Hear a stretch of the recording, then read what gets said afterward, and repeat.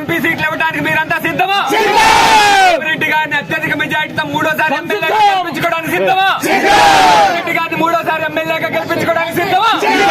అనిల్ కుమార్ యాదవ్ గారిని అత్యధిక మెజార్టీతో ఎంపీగా గెలిపించుకోవడానికి సిద్ధమా? సిద్ధం.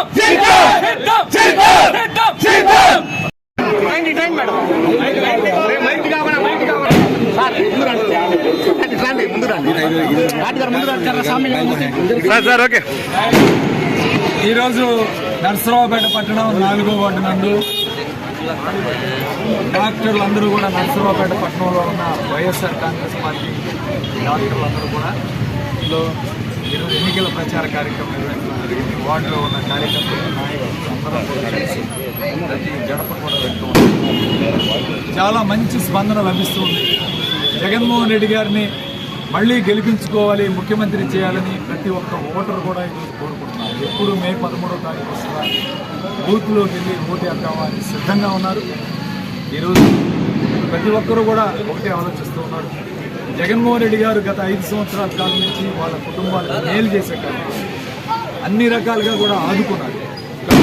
కష్టకాలంలో కూడా ఒక్క పథకం ఆపకుండా ఈరోజు అందరూ కూడా ఆదుకోవడం చాలా సంతోషకరమైన విషయం అని చెప్పి ప్రజలందరూ మద్దతు కార్యక్రమం చేస్తున్నారు.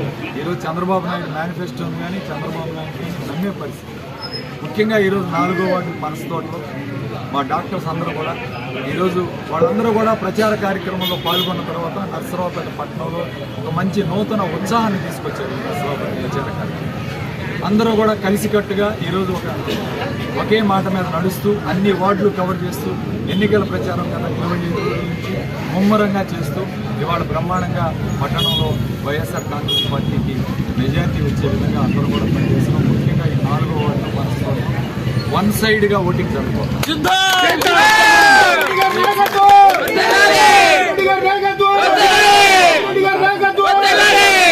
డాక్టర్ బ్రహ్మారెడ్డి గారి నాయకత్వం, డాక్టర్ కార్సాన్